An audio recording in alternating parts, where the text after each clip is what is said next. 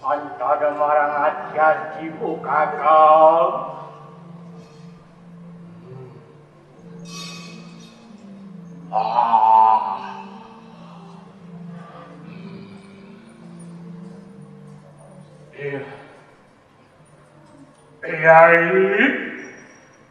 Yai Taruki apa ini duwe saksara.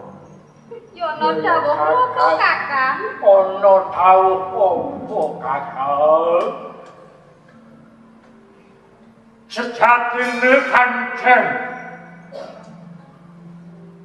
ono bakang wigati kanggo sawetara suwe pun takkan pendem sakjroning ati awit pun takkan ngono bakal medal kenangin ngenteni dino kang prayoga lan salah. Kakang kala mangkara kuwi lho. Wong ya duwe kadang.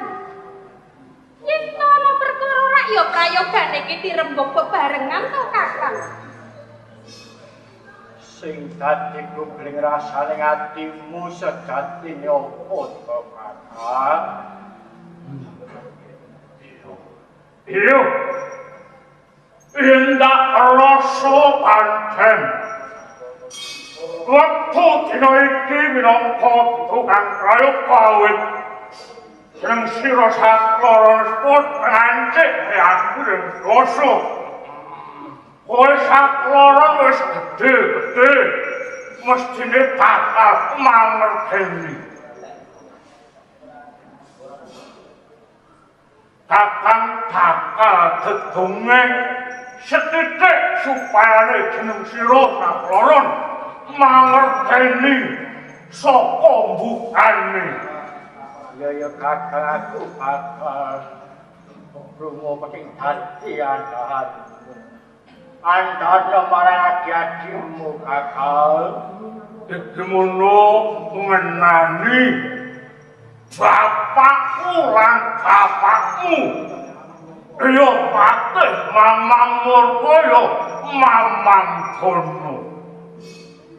Dok nalika semono ana praja Ima Imantaka kang nyekel pusaraning praja nyekel jejeg agling praja raliya.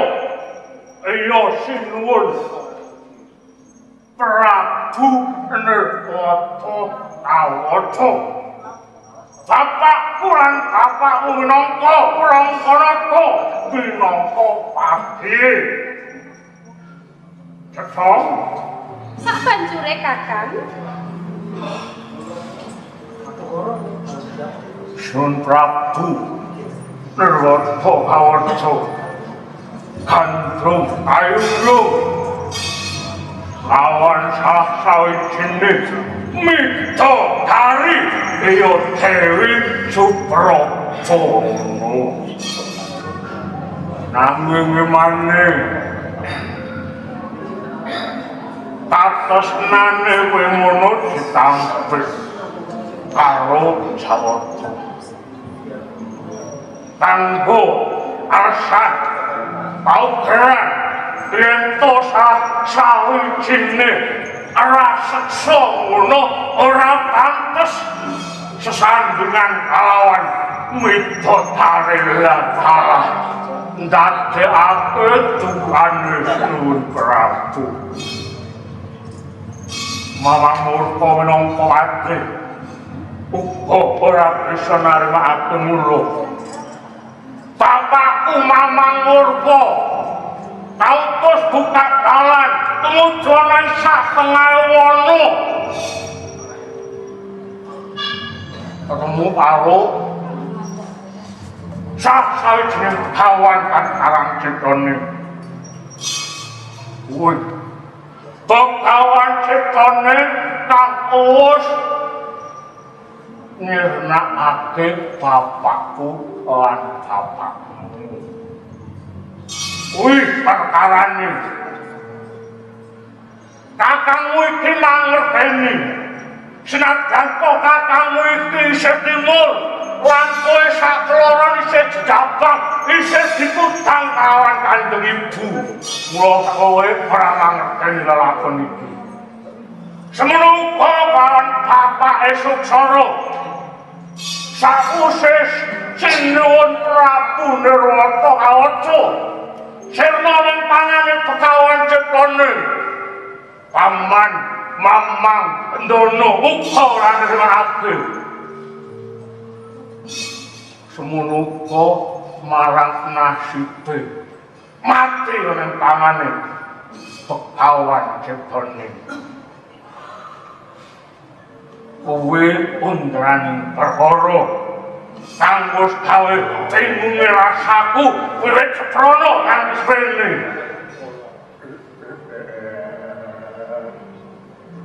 Sawise kowe mangerteni kelakon lawan Sudarmaku lan Sudarmarmu, banjur apa kang bakal mbok tindakake?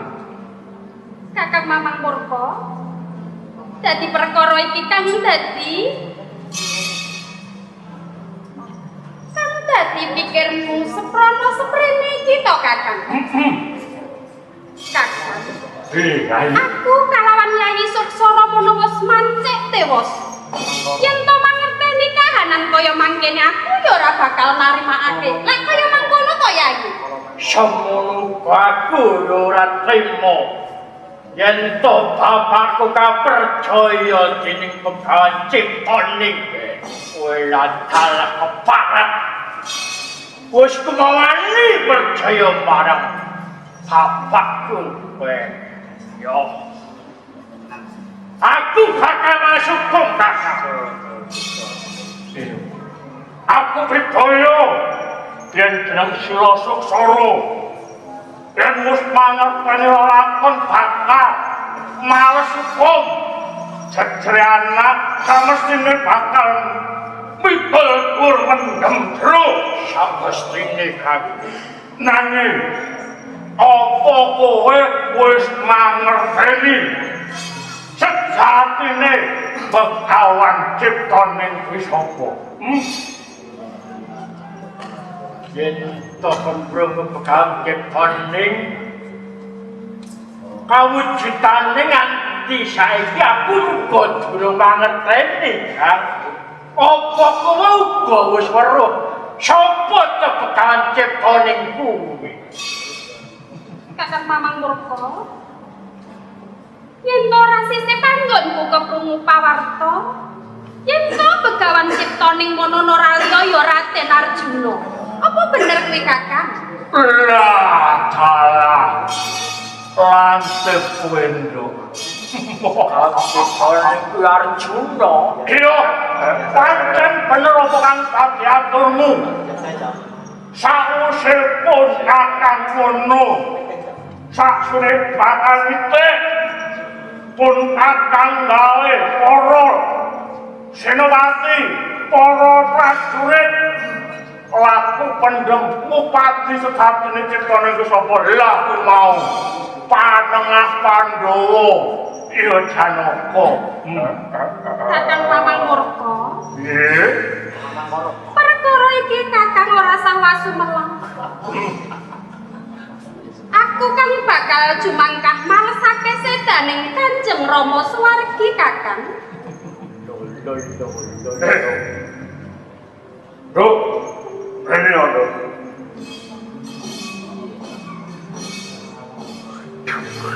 Piye to kakang? Kalau nono aturmu. Lila nono aku wae kang bakal jumangkah males hukum sedaning Kanjeng Rama Suwargi kakang.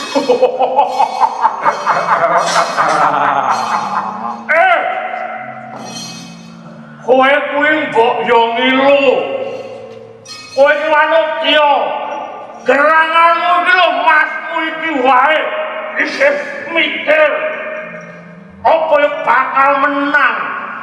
Awit kondange Janaka minangka jagone para dewa. Sinuwun Prabune Raka kawae gugur. Kowe wanudya pasan kalih kampinjung mlaku sak jangkah wae sedina. Pikiran Kakang kuwi mbok yo sarai luwih dhisik ngono lho. Babakan kuwi mestine wis tak pikir kok kakang. Aku kudu tumindak kanthi kepiye senadyan to aku mono jejering wanudya kakang. Ananging aku iki prajurit lho kakang. Yo aku pitaya aku mangerteni yen to Janaka mono pun taping mawata satriya nopo ananging ki ora kibrek kubasan aku kok kakang. Yen to Kanjeng Rama Suwargi mono kaperjaya dening Arjuna kuwi nganggo cara akal ananging aku beda kakang. Aku kudu nganggo akal kakang. Aku jejering wanudya lho kakang. Bisa gawe karti sampe kok kepiye wae wong Janaka kuwi iki wujude rakyawan satriya to. Aku duwe karti sampe kok kang prayoga kepiye dimen Arjuna mono bisa tak percaya kakang. budak nono. Ojo mung mandhep ana. Budak! Aku jaluk panggilan.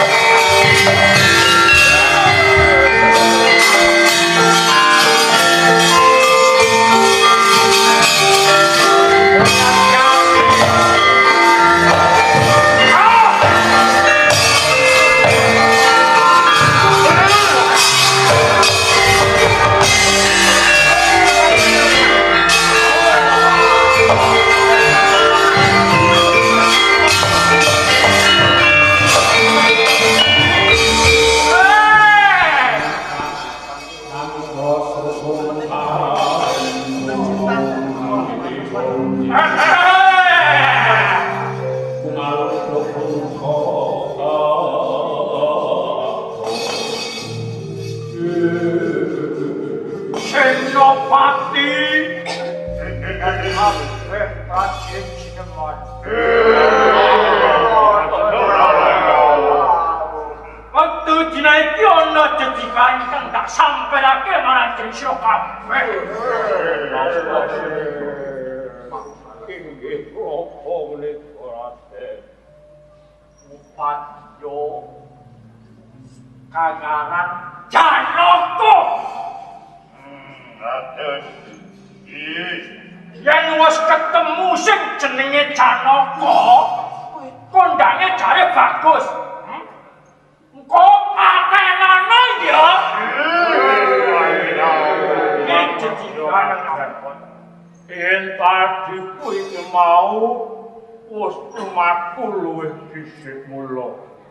Tak jaluk kowe kabeh padha tutuli marang lakune adikku.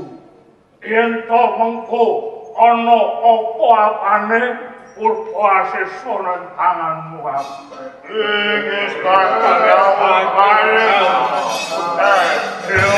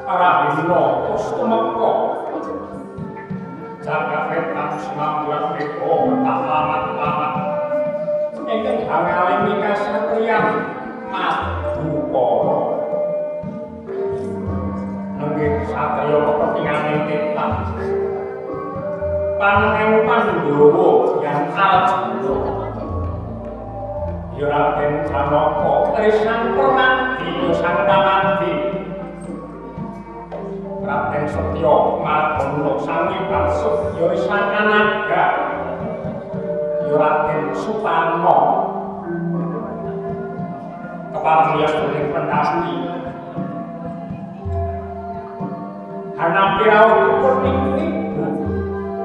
Resang deripun kanali Brata miwah ing neraka. Narendra Durawati Sang Prabu Bathara Tresna sawetawis angan dikonenggi kota yang pernah kaya mengkono kawit cilik angan kalika.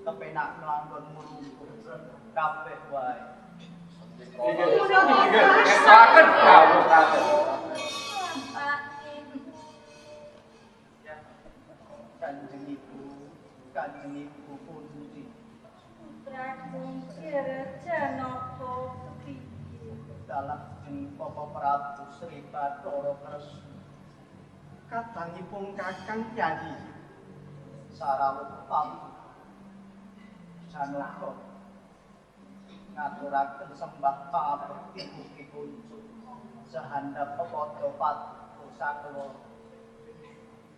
Yung kirus dak tompo ora liwat pangestune pun ibu kebatam panono yung Semoga pun Kakang Kyai wis dak tampa mung pangestunipun Kakang wae kebatan panono ya. Nggih. Kula tampi kanthi asta sekali. Kula petek Gusti. Kula pendhem sajeneng nom mugi ampun. Cecimat rah kesangku.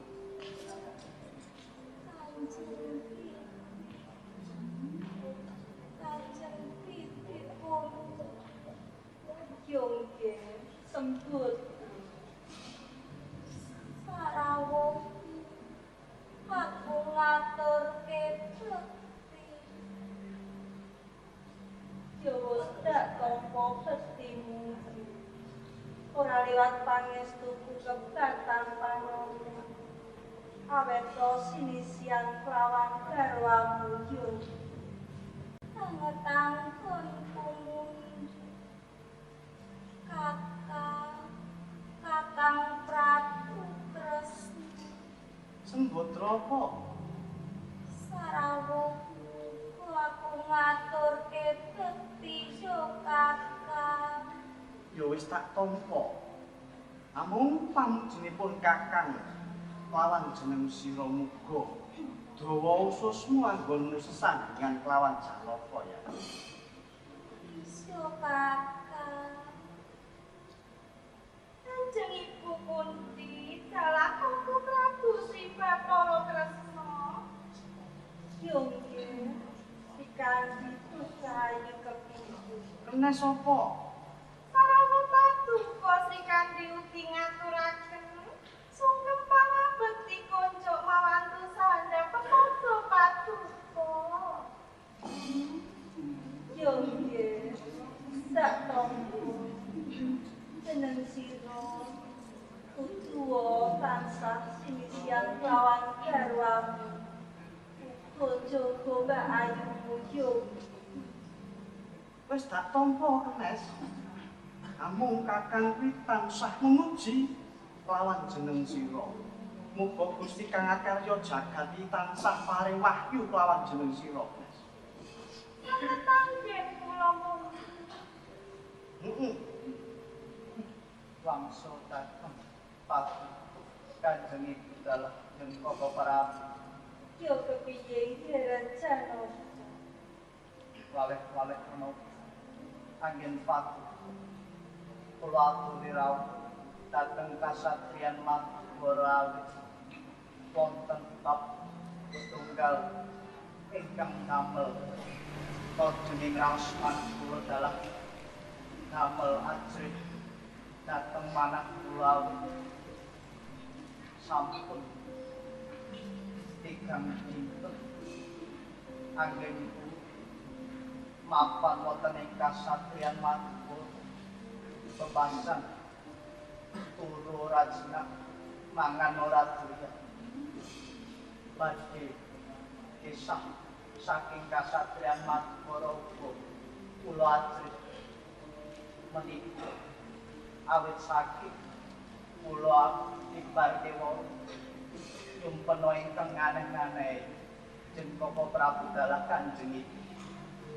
Banjur jeneng sira nyimpen napa nggih? Dadi akeh kagiyating raos manahku ya. Dan kasunyatane wong Kakang kasuwun. Prapta kasatyan Madukara, kamangka aku ki ya mumet jan. Ora duwe sangu. Wong nganti tekan yamene ki ya durung medhone. Namung kandhek ning tanda tangan tok. Ana apa ya? Inggih. Jeneng Koko Prabu. Paduka sakloro minangka pangayomi para pandu kula nyupen menika wonten ing pansimpenan anggen kula siram dhateng samudra dalah kabuncanging marutu ngantos tumiba ing pantha lajeng katibandhang menika damel watosing manah kula menika pangimpen ingkang sakmenika nganeh-nganeh sang pramila jeneng Koko Prabu dalah Kanjeng Ibu menika mbok menawi wonten wedi lan sasmitanipun menika menapa Kanjeng Ibu dalah jeneng Koko Prabu Putraku Hyang Janaka. Pangimpen kuwi tumraping menungso minangka pralambang. Kinto miturut puniku pangimpenmu kuwi ngemu wedi. Menungso anggone gayuh kanugrahan kuwi kudu linambaran ati kang suci.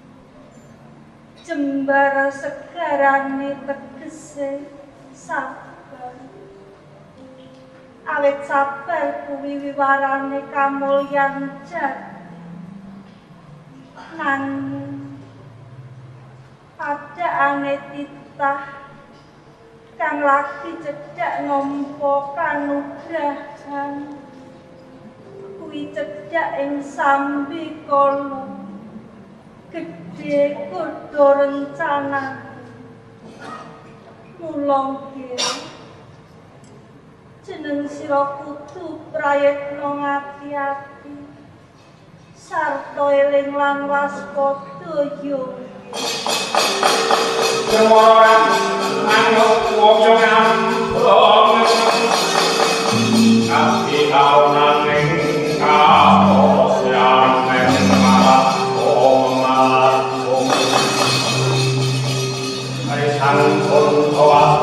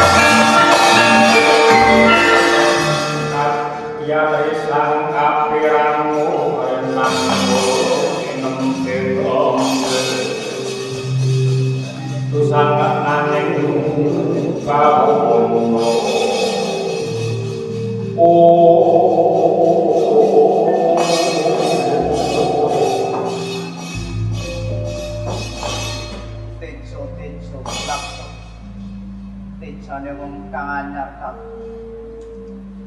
Kene ana tata praptan wanita ayu sulistiane watu. Sowan ngabiyantara ning ngarep. Sira iku sapa? Kirati, aku ngin pangaksama. Dene kula sampun kumawantun sowan wonten ngarsa paduka ratu. Kula menika putra Nanda Kunjung Kencana. Dewi Retnawati kang dadi sesilih kula Raden. Ibune kula. Bapakne Apa jeneng sira? Tepung kalawan wanita iki ibune kula. pisan wae aku durung nate kepangyo kalawan wanita iki. Yai Sri Kandi. Cemadong dawuh pangeran. Aja jeneng sira wis duwe kencanan marang wanita iki. Cuma napa kancam? Sanes menika kok pangeran kadosipun sanes pawongan wonten ing Madukara. Yen kaya mangkono bakal tak kurbane wis. Wong ayu. Ora sira. Duwe dewi hati dina mapat sowan ngabiyantara ning ngarsa. Mekaten Raden. Wiwit timun kula tansah pikantuk tunging saking sarwa Kanjeng Rama kula inggih Prabu Suksa. Bilih kasatriyan Madukara menika wonten satriya ingkang sekti Mahambara ingkang anggadhahi pusaka inggih menika Pulanggen. Kaendhane menika ngedap-ngedapi Raden. Pramila sowan kula wonten ngarsa paduka menika badhe nyuwun lilah paduka supados kula saged mangertosi wujudipun pusaka Pulanggen Raden. Jagat Dewa Patu. Jengko Bapak Janaka menika kahananipun samsaya ngane-ngane. Menika wonten wanita ingkang kepengin mangertos pusaka kula inggih punika Kyai Pulanggen.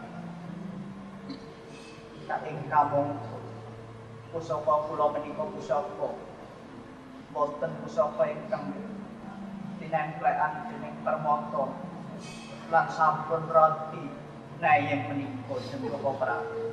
Lah iya kula nyuwun menika wonten wanita ingkang ngandhungi pusaka kula menika Jengko Prabu. Aku ki yo ngungut adat rupiya yen to kepengin pinanjo kelawan jeneng sira mono ing sedya bakal suwita. Nanging iki beda.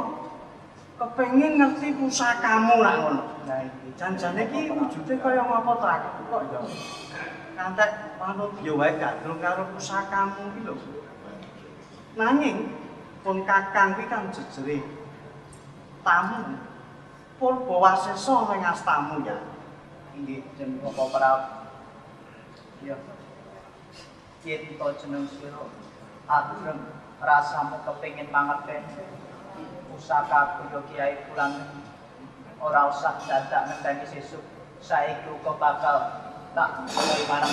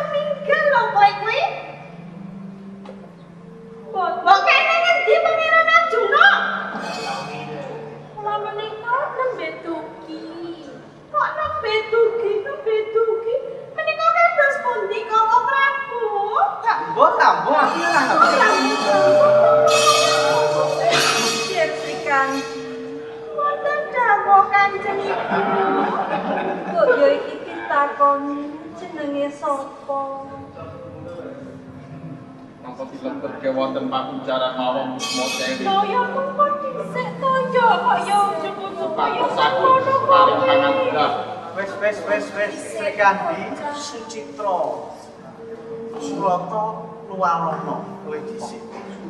Aja mbok bondo. Iki lara lho. Ora karo-karoan. Aja ning ndi lho kowe? Jeneng sapa? Kula menika Retno Gagarwati. Kae mau?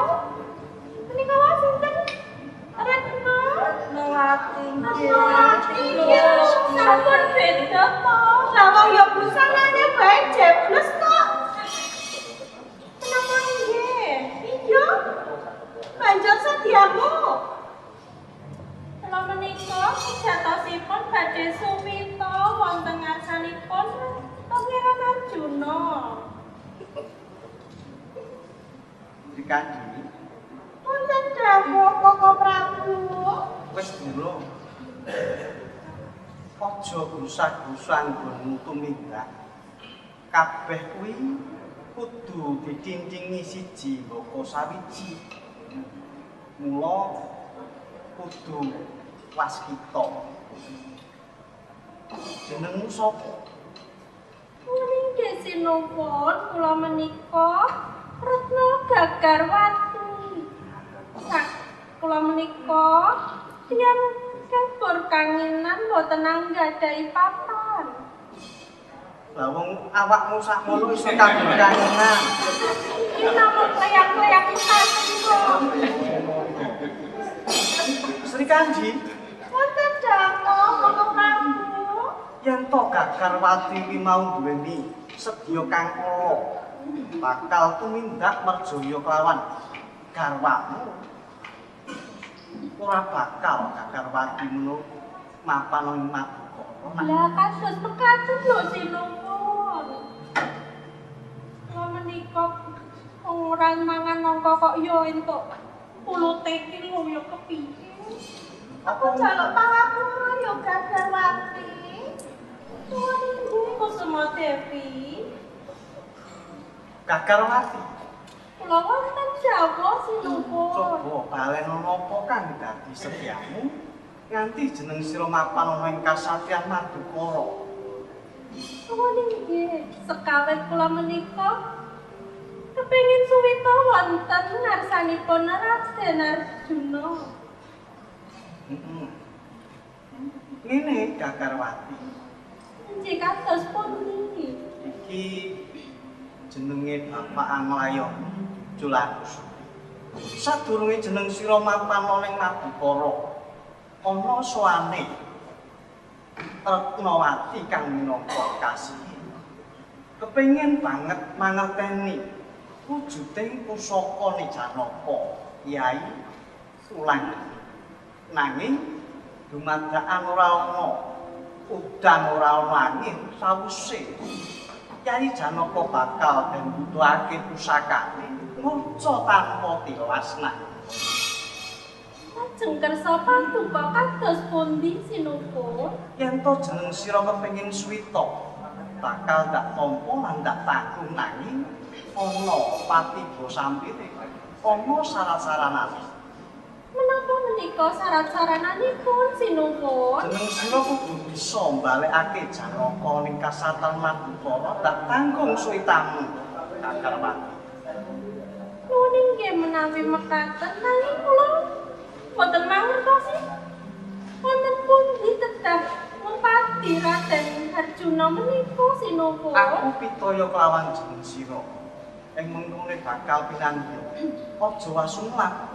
Bakal ndak kanteni Sucitra lan Surata malah kepara 40 kawan bakal nderek kae jeneng sira. Nggih menawi mekaten. Menawi mekaten kula namung cumandong dawuh kersa paduka. Selak kesuwen enggal digalo Kakang.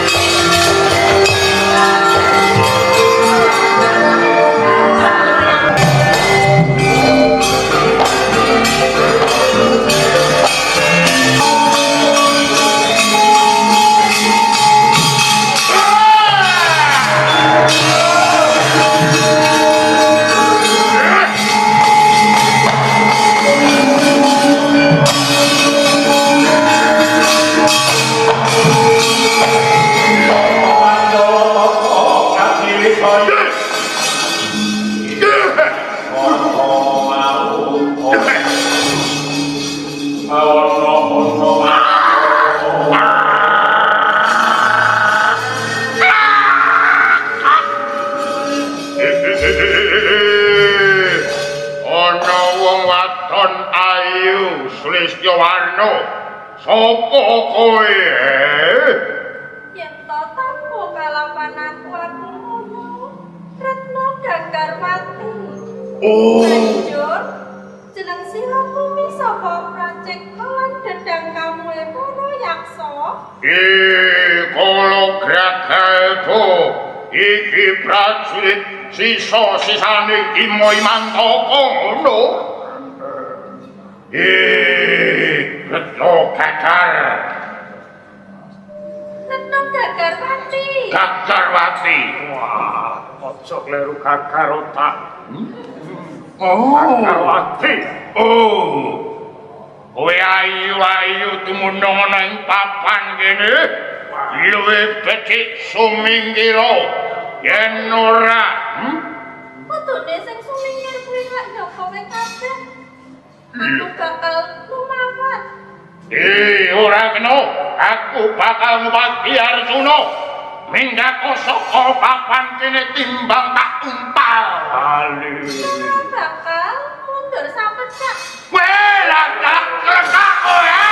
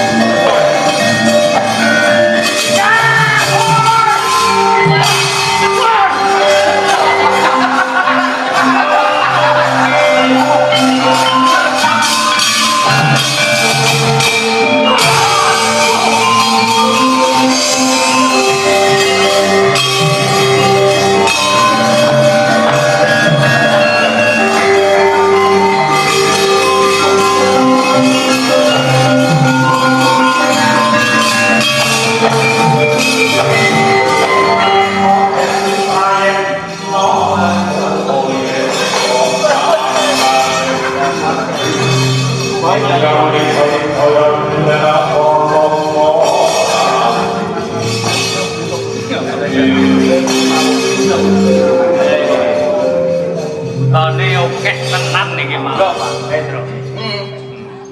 Para kawula-kawula. Kok kados pundi menika to? Yo Kyai Semar. Nggih. Aku nilakake gedene panuwun dene anggonku Bupati Raden Arjuna ngono kinantenan dening repat Punakaban kalawan para tumenggung. Nggih. Menika leres Ndara. Nanging ing kawula menika ingkang gadhahi sedya menika kedah sabar. Awit sedaya laku menika boten saged sinangga enteng. Bendara kula nggih Raden Janaka menika lak nggih ajeng diupati wonten pundi kemawon bebasan munggah gunung mudhun jurang nyabrang segara ngantos pedal sak menika kok nggih dereng kepanggih pramila. Kyai Semar aku uga bingung. Kudu ngupati ana ngendi meneh. Kyai Semar, Kados pundi ra? Baik.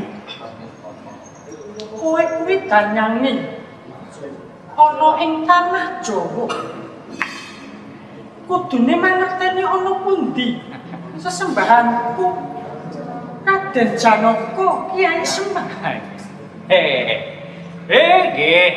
Nanging kula menika lak nggih amung titah sak wantah kandha.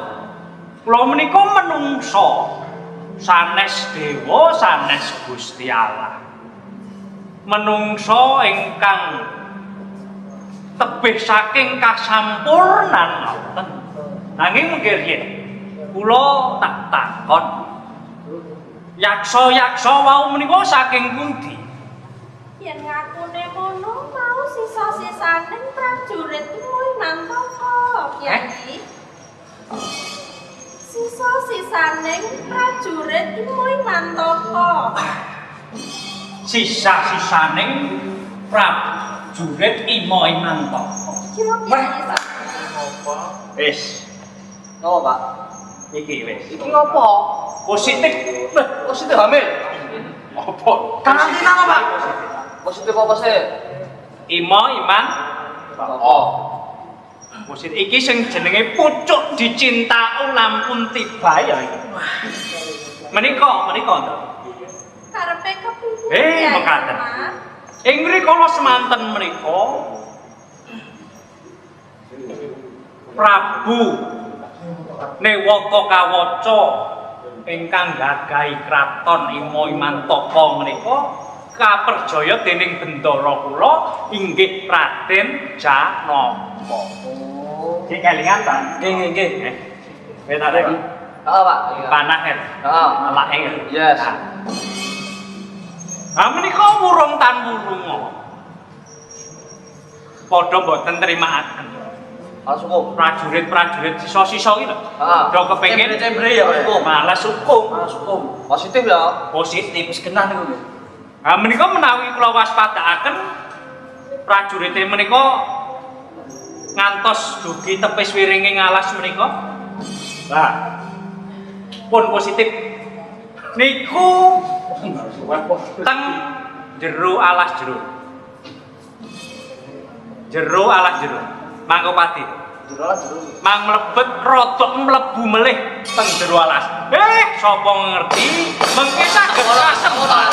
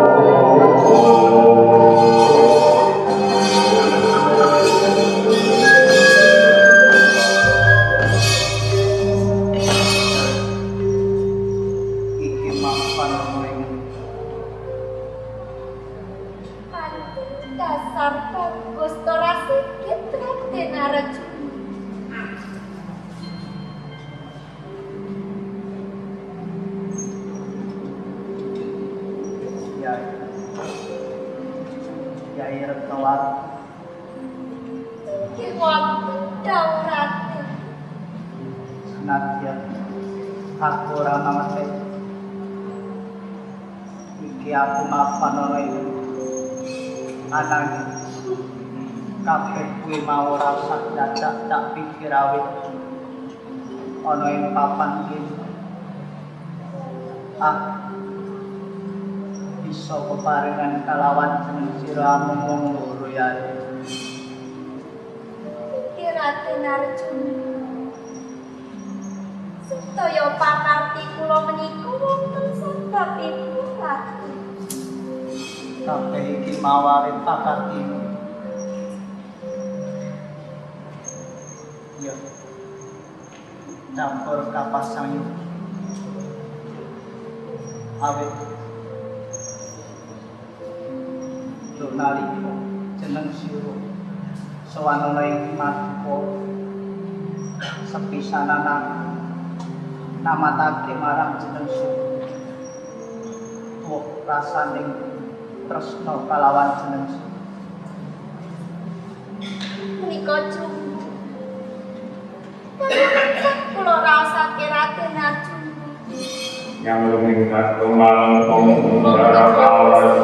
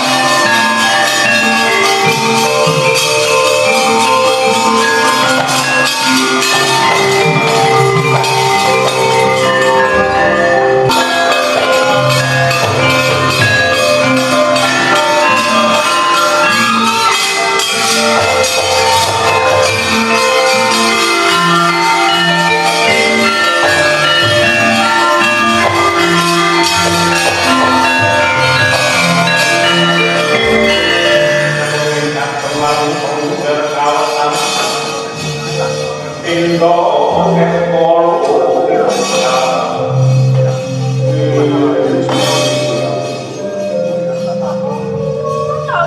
jebul iki. Janjane ngono aku, sandangane ngono kok putri ananging kok ya jebul aku. Maling. Engko dhisik. Aja lancang pangucap. Wes wani marang aku tekan papan kene. Wis apa? Ya aku Retno Ganggarwati. Banjur jeneng sira kuwi sapa? Ya aku Retnowati. Oh, dadi iki sing Dusta Raden Janaka ngono to? Aja ngawur Ganggarwati. Apa aku ki kaya maling kok ya disawah? Ya jan-jane ora. Mau yo padha tresnane ngono to. Lah nek kene ya ora ngerteni. Ananging caramu kuwi sing salah. Kok yo dadak ngene dadak nyolong kuwi lho. Ganggarwati. Kuwi perkaraku dudu perkaraku. Ya perkaraku to wong yo aku sing didakwa lho. Lah ki lak ya urusanmu. Kok yo lancang temen to yo kowe iki kok yo ngembar-ngembari aku ngono lho. Bar ngembari sapa Ganggarwati? Sekawet kowe iki lak yo tumujonan Madukara to. Iya pancen bener aku tumuju ana ing Madukara. Banjur sediamu. Sediaku ya tak akoni pancen aku kuwi maling. Ananging aku maling atine Raden Arjuna. Kok yo kaya ngono. Banjur karepmu apa Ganggarwati? Aku mono kadakwa dening Punden Madukara. Banjur Yen to aku mono dadi srayane Bupati Raden Janaka. banjur Ngene bae. Api-api amaten ayo tak jak. Tak kanthi tumuju ana ing Madukara. lha kok kepenakmu? Aku ora gelem Ganggarwati. Lah dalah yen to kanthi saranane bae kowe ora gelem. Bakal tak rada mari Bakal tak lateni Ganggarwati.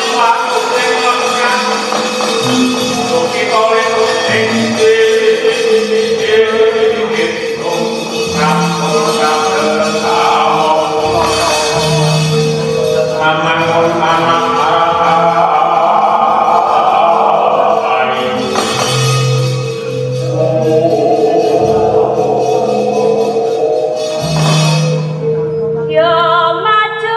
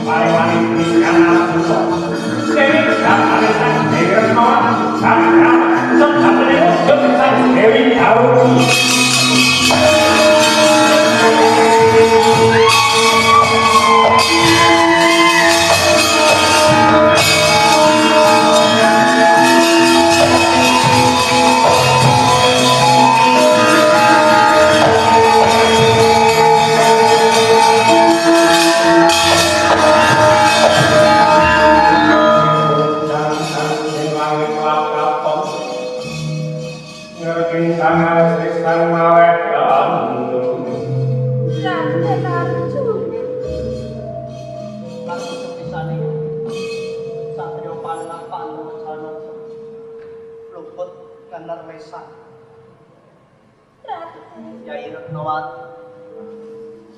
Kula wonten niki Raden Arjuna. Sira iku sapa? Kene awat ngaku Retnawati.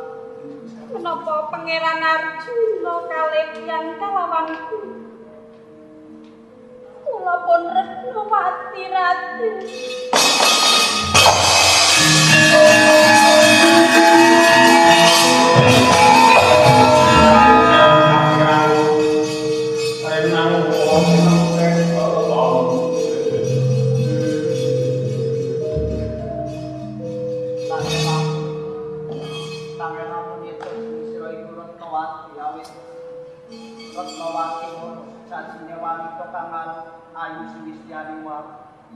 Ora kawujudan kaya jeneng sira kang kawujudan karepsi. Aku jeneng sira iku dudu Retnawati. Raden Arjuna. Punten kula selaip segedhe kemawon. Menawi dosa kami Retnawati menika inggih kula. Kula sampun salin wujud dados Retnawati. Raden Arjuna. Matanane ayo umur Mas Marana.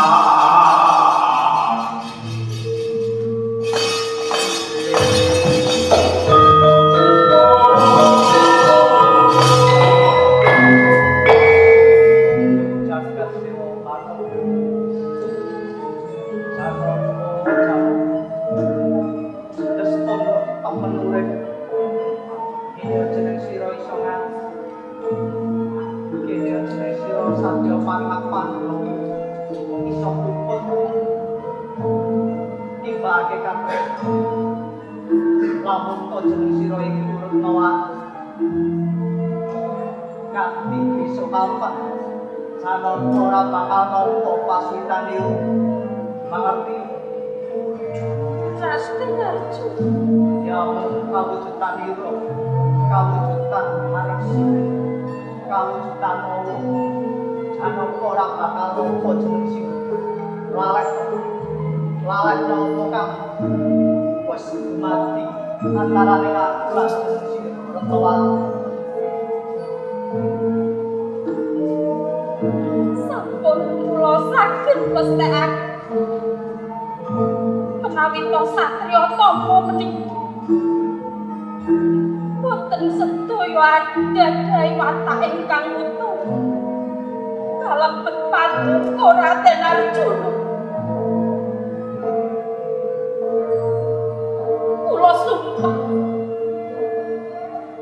Kula sumpah ngantos paduka pinjing badhe ngraosaken dados pundi raosipun menawi paduka katampe kados lan Raden.